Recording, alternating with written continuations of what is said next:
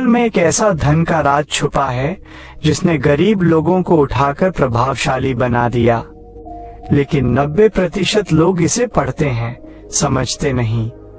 अगर आपने आज ये राज समझ लिया तो आपकी मेहनत पहली बार फल देने लगेगी। और ध्यान से सुनो, आखिरी सिद्धांत सबसे खतरनाक है, क्योंकि वही तय करता है कि पैसा तुम्हारे पास टिकेगा या भाग जाएगा। इसलिए आखिरी बात मिस मत करना, यहीं से असली बदलाव शुरू होता है। 1. परमेश्वर को पहले रखो। मत्ती 6:33। पहले परमेश्वर के राज्य और उसकी धार्मिकता की खोज करो तो ये सब वस्तुएं तुम्हें मिल जाएंगी। धन का बाइबलीय राज यहीं से शुरू होता है। ज्यादातर लोग सोचते हैं कि पैसा मेहनत से आता है, लेकिन बाइबल कहती है बरकत प्राथमिकता से आती है। जब जीवन का पहला स्थान पैसा ले लेता है तो इंसान हमेशा भागता रहता है, उसे कभी संतोष नहीं मिलता। लेकिन जब पहला स्थान परमेश्वर लेता है तो पैसा उद्देश्य बनना बंद हो जाता है, वो एक साधन बन जाता है। परमेश्वर को पहले रखने का मतलब सिर्फ प्रार्थना करना नहीं है। इसका मतलब है फैसले लेने से पहले पूछना, क्या ये रास्ता सही है? बहुत लोग पैसा कमाने के लिए झूठ, धोखा, चालाकी, शॉर्टकट चुन लेते हैं। शुरुआत में फायदा दिखता है, लेकिन अंदर शांति मर जाती है। बाइबल कहती है ऐसी कमाई में बरकत नहीं होती। जब कोई इंसान परमेश्वर को पहले रखता है तो उसका दिल बदलता है। वो लालच से नहीं चलता, बुलाहट से चलता है। और जहां बुलाहट होती है वहां प्रोविजन अपने आप आता है। परमेश्वर उस इंसान को ऐसी जगह ले जाता है जहां उसके गिफ्ट्स काम आते हैं, और जब गिफ्ट्स काम करते हैं पैसा नेचुरली आता है। याद रखो, परमेश्वर पैसा रोकता नहीं है, वो गलत क्रम को रोकता है। अगर पैसा पहले और परमेश्वर बाद में है तो अंदर टूटन आएगी, लेकिन अगर परमेश्वर पहले है तो पैसा भी आएगा और शांति भी। धन का असली राज चेसिंग नहीं, अलाइनिंग है। जब जीवन परमेश्वर के क्रम में आता है तो कमी धीरे धीरे खत्म होने लगती है। 2. मेहनती बनो, आलसी नहीं। नीति वचन 10:4। आलसी हाथ निर्धन बनाते हैं, पर मेहनती हाथ धनवान बनाते हैं। बाइबल गरीबी को हमेशा आध्यात्मिक समस्या नहीं कहती, कई बार यह आदत की समस्या होती है। आलस्य सिर्फ शरीर का नहीं होता, सोच का भी होता है। कुछ लोग काम से नहीं भागते, लेकिन ग्रोथ से भागते हैं। वही जगह, वही स्किल, वही लेवल सालों तक। मेहनत का मतलब है सिर्फ घंटों काम करना नहीं है। मेहनत का मतलब है इंटेंशनल काम, सीखना, सुधारना, बेहतर बनना। बाइबल मेहनती इंसान को सम्मान देती है क्योंकि वो सृजन में भाग ले रहा है। परमेश्वर ने दुनिया बनाई, काम किया, इसलिए काम पाप नहीं, काम पूजा है। आलसी इंसान हमेशा एक्सक्यूज ढूंढता है, मेहनती इंसान रास्ता ढूंढता है। फर्क यही है, गरीबी अक्सर अचानक नहीं आती, वो धीरे धीरे आती है। आज थोड़ा टालना, कल थोड़ा आराम, परसों कल से शुरू करूंगा, और साल निकल जाते हैं। मेहनती इंसान परफेक्ट नहीं होता, लेकिन कंसिस्टेंट होता है, और कंसिस्टेंसी धन का दरवाजा खोलती है। बाइबल के मुताबिक धन उन लोगों के पास जाता है जिन पर भरोसा किया जा सकता है, और भरोसा उसी पर होता है जो मेहनती है। 3. अपने काम में कुशल बनो। नीति वचन 22:29। जो अपने काम में निपुण है वो राजाओं के सामने खड़ा होगा। ये वर्स बहुत गहरा है। बाइबल टैलेंट को इग्नोर नहीं करती, परमेश्वर एक्सीलेंस पसंद करता है, औसतपन आध्यात्मिक नहीं है। कुशल बनने का मतलब है अपने काम को सीरियसली लेना। अगर तुम टीचर हो, बेस्ट बनो। अगर बिजनेस करते हो, एक्सपर्ट बनो। अगर एडिटिंग करते हो, टॉप लेवल सीखो। स्किल धन का पुल है।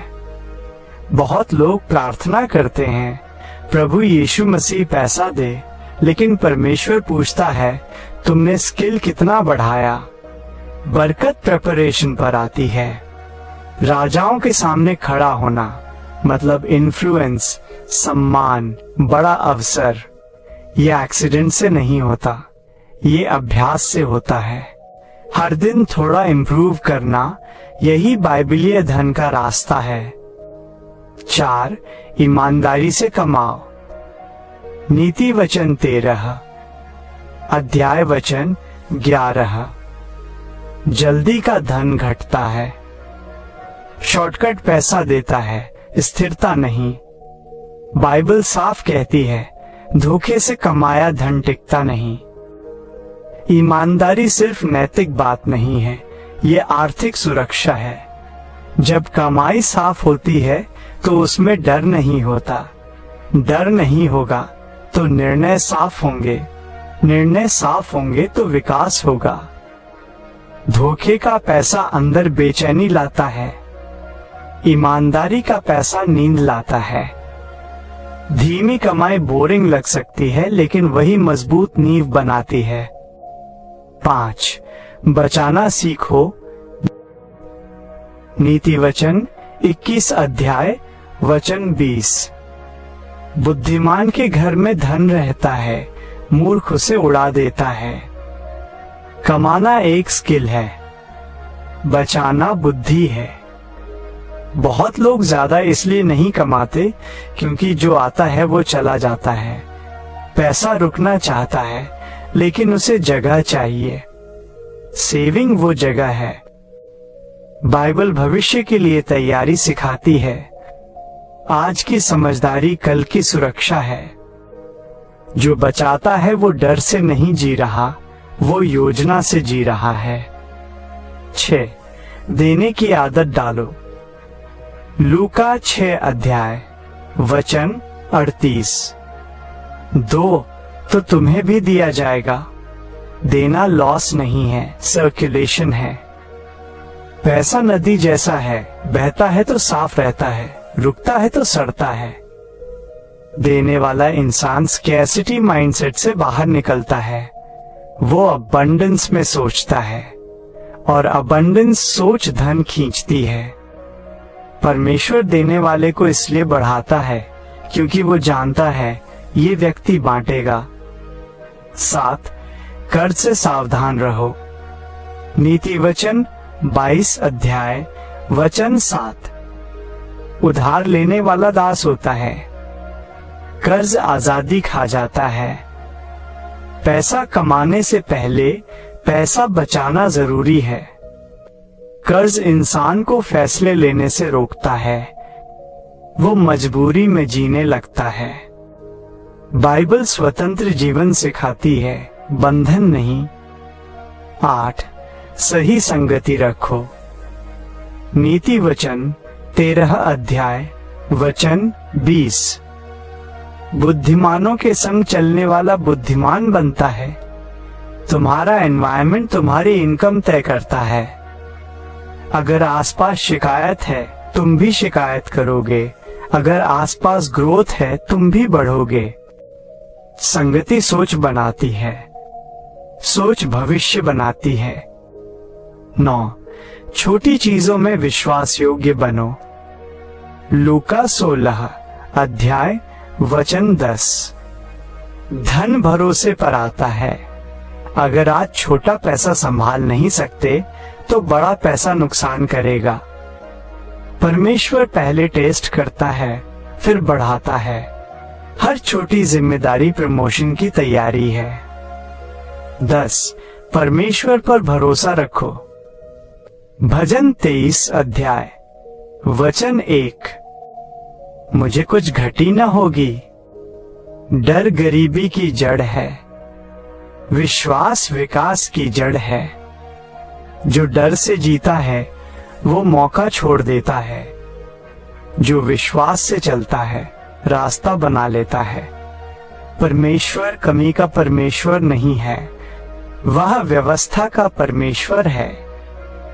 जब इंसान भरोसा करता है उसका दिमाग खुलता है और खुला दिमाग अवसर देखता है। अगर ये संदेश आपके दिल तक पहुंचा है तो अभी कमेंट में लिखो, मैं परमेश्वर के क्रम में चलूंगा और बरकत मेरे जीवन में आएगी। याद रखो, घोषणा सिर्फ शब्द नहीं होती, घोषणा दिशा बदल देती है।